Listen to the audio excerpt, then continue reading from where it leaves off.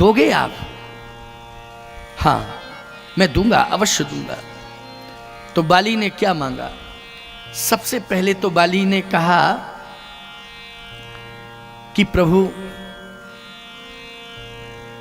अब नाथ कर करुणा बिलोको, देव यही बर मांगी हो।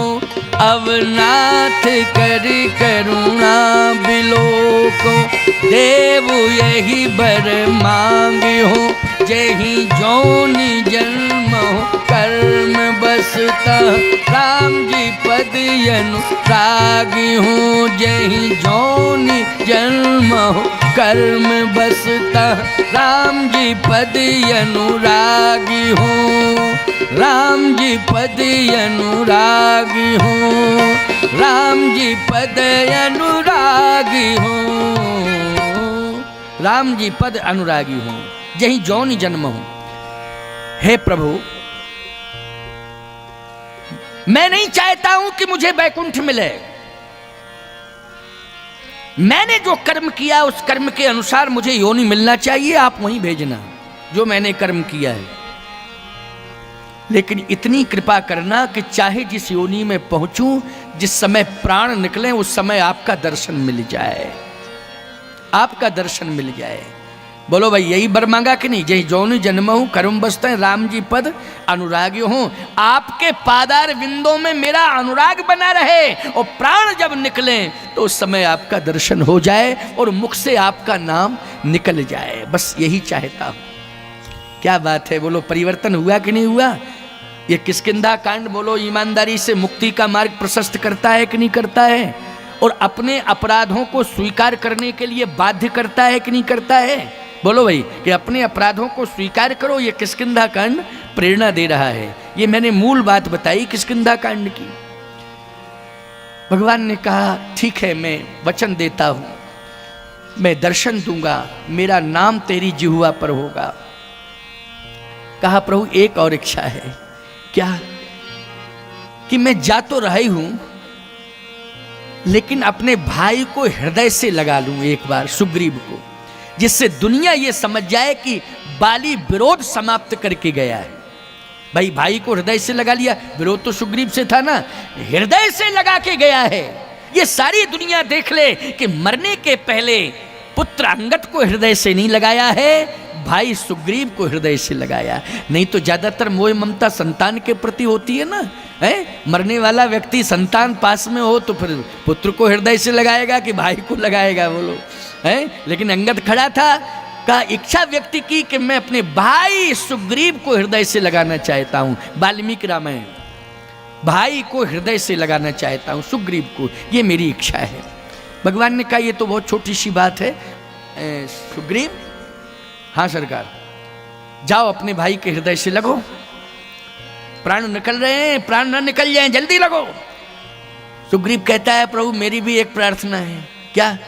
दूर ही से राम राम करवा दो, क्योंकि सामने तो खड़े ही हम, हृदय से लगे, पता चले दोनों ही चले जाएं साथ में, कहो, क्योंकि भुजाओं में इतनी ताकत है कि पकड़ा हृदय से लगाए ऐसा मसलेगा कि दोनों ही जाएंगे एक साथ, क्योंकि हमें भुजाओं का बल मालूम है कि कितनी ताकत है भुजाओं में।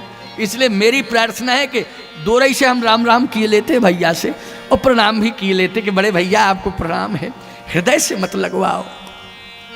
भगवान ने कहा क्यों सुग्रीव, धिक्कार है, जब मैं मुर्दे में प्राण फूंकने वाला हूं तो तुझे विश्वास करना चाहिए, मृत्यु से डर रहा है।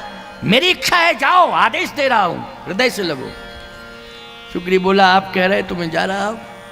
और जैसे ही आगे बढ़ा सुग्रीव, लंबी लंबी भुजाओं से बाली ने सुग्रीव को हृदय से लगाया और हृदय से लगा के आंसुओं की धार लग गई, आंसुओं की धार लग गई और कहा प्रभु आज मैं धन्य धन्य हो गया। किसे पाके? आपका दर्शन पाके तो, लेकिन आपके दर्शन के साथ साथ अपने भाई सुग्रीव को पाके मैं धन्य धन्य हो गया। किसी ने कहा सुग्रीव ने तो आपका विरोध किया, आपने सुग्रीव का विरोध किया है और आप आज धन्य धन्य महसूस कर रहे हो अपने को। तो बाली क्या कहता है कि मैं इतना बड़ा पापी था कि मेरा कभी उद्धार होता ही नहीं, लेकिन सुग्रीव जैसे भाई ने आज राम का दर्शन करा दिया है, राम से मिला दिया है। भाई सुग्रीव ना होता तो राम का दर्शन मुझे कभी हो ही नहीं सकता था, और राम का दर्शन नहीं होता तो पापों से मुक्ति नहीं मिलती, पापों से मुक्ति नहीं मिलती तो मैं अपने आप को कृतार्थ नहीं मानता। लेकिन ये दैन किसकी है? ये दैन है भाई सुग्रीव की। इसलिए मेरे भाई, आज मैं जा रहा हूं और पंपापुर वासियों से कहता है कि खबरदार, मेरे मरने के बाद कहीं आंदोलन मत छेड़ना कि राजा अंगद को बनना चाहिए, क्योंकि ये राजपुत्र है, अंगद को राजा बनना चाहिए। नहीं नहीं नहीं, प्रभु राम ने जो डिसीजन लिया है, भाई को राजा बनाने का संकल्प लिया है, तो हमारा भी समर्थन है, और पूरी प्रजा से भी मैं यह कह रहा हूं कि सुग्रीव को मेरी तरह ही सम्मान देना, राजा मान करके उसका सम्मान करना। और बस इतना कह करके जैसे ही जाने लगा तो भगवान ने कहा नहीं, थोड़ा सा सांत्वना दो अपने पुत्र अंगद को। ऐसे कैसे? अंगद को कुछ नहीं दिया, भाई को हृदय से लगा लिया, लेकिन अंगद तो रो रहा है, तुम पुत्र हो, तुम पिता हो, ये तुम्हारा पुत्र है, इसलिए इसको भी कुछ मिलना चाहिए। बाली कहता है अंगद, तुझे भी मैं दे रहा हूं, लेकिन दुनिया कह रही होगी तेरे पास बचा क्या है देने के लिए? मेरे पास वो बचा है कि जो किसी के पास नहीं है, वो मेरे पास है। अंगद, संपत्ति मिल जाए पिता के द्वारा, यह बहुत बड़ी उपलब्धि नहीं है।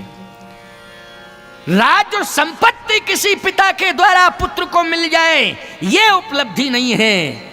सबसे बड़ी उपलब्धि है कि पिता के द्वारा पुत्र को परमात्मा की प्राप्ति हो जाए, यह सबसे बड़ी उपलब्धि है। परमात्मा की प्राप्ति हो जाए, यह सबसे बड़ी उपलब्धि है। पकड़ मेरा हाथ, आज मैं संपत्ति नहीं दे रहा हूं, आज मैं तुझे परमात्मा को ही दे रहा हूं। यह तनय मम सम विनय बल, कल्याण प्रद प्रभु लीजिए, गही बाहि सुर नर नाहि आपन, दास अंगद कीजिए। मेरी प्रार्थना है आप इसको दास बना लीजिए। और याद रखना, अंगद का हाथ जैसे भगवान के हाथ में पकड़ाया तो कहा, सुन अंगद, भगवान के चरणों की सेवा करना, लेकिन अयोध्या, वो अयोध्या धन्य है, वो अयोध्यावासी धन्य है जिन्होंने प्रभु को बाल रूप में देखा है, निर्गुण निराकार ब्रह्म को सगुण साकार विग्रह में देखा है, बाल चरित्र भगवान ने किया है। एक काम करना अंगद, जाना अयोध्या, और भगवान की सेवा तो करना ही करना, लेकिन अयोध्या में जितने भी घर बने हों, प्रत्येक घर में जाकर के तू सेवादार बन करके हर अयोध्यावासी की सेवा करना, ये मेरी आज्ञा है। तेरा जीवन धन धन कृतकृत हो जाएगा। बोलो, मृत्यु के समय इतना बड़ा उपदेश कोई बाप दे पाया अपने बेटों को जो बाली ने दिया है? किष्किंधा कांड है महत्वपूर्ण कि नहीं? राम चरण दृढ़ प्रीति कर बाल कीन तन त्याग, और सुमल मान सुमन माल जिम कंठित गिरत न जान नाग। यह है किष्किंधा कांड, ठीक है ना भाई? अब आइए थोड़ा सुंदर कांड को हम देख लें। सुंदर कांड और लंका कांड है ना, सुंदर कांड और लंका कांड, क्योंकि समय को भी हमें देखना है और आप सब भावुक हैं और आपको सुनाना भी है, और परंपरा भी पूर्ण हो जाए। क्यों भाई? परंपरा भी पूर्ण हो जाए, जिससे कोई ये ना कह सके कि ये कांड रह गया, ये कांड रह गया है। पूरी कथा करूँगा। अभी टाइम है कम से कम 30 मिनट मेरी घड़ी में अभी हैं, 30-35 मिनट, 30-35 मिनट में मैं पूरा कर दूंगा, क्योंकि काफ़ी तेज गति से मेरा प्लान चल रहा है। क्यों भाई, चल रहा है कि नहीं? किष्किंधा कांड के बाद अब कौन सा कांड आया? सुंदर कांड। आइए, सुंदर कांड क्या है इसका भी भाव सुन लीजिए। किष्किंधा कांड, मुक्ति जन्ममयी जान ज्ञान खान अगहान कर जहीं बस शंभु भगवान सो काशी से ही कसन, इस सोरठा से शुरू हुआ। लेकिन सुंदरकांड चौपाई से अर्धाली से शुरू हुआ है। श्लोकों की बात छोड़िए आप, अर्धाली दोहा नहीं है, सोरठा नहीं, क्या है? चौपाई पहली कौन सी है? जामवंत के बचन सुहाए, ओ सुनि हनुमंत हृदय अति भाए। अब विशेषता यही है, यहाँ चौपाई पहली चौपाई यही सुंदरकांड की। जामवंत बोले, बोलो बोले कि नहीं बोले इसमें? जामवंत के वचन सुहाए, जामवंत जी बोले। जामवंत है कौन? सुंदरकांड कहता है जामवंत कौन है? बोले जामवंत मंत्री अति बूढ़ा। क्यों भाई? जामवंत लंका में यही बात कही थी ना रावण ने, जामवंत मंत्री अति बूढ़ा, सो की हो अब समरा रूढ़ा। तो प्रमाण मिल गया कि जामवंत बूढ़े ही नहीं है, अति बूढ़े हैं। बोलो है कि नहीं? अति बूढ़े हैं। तो किसके बोलने से सुंदरकांड शुरू हो रहा है? जामवंत के बोलने से। अच्छा, सुन कौन रहा है जामवंत की बात? बोले सुने हनुमंत हृदय अति भाए।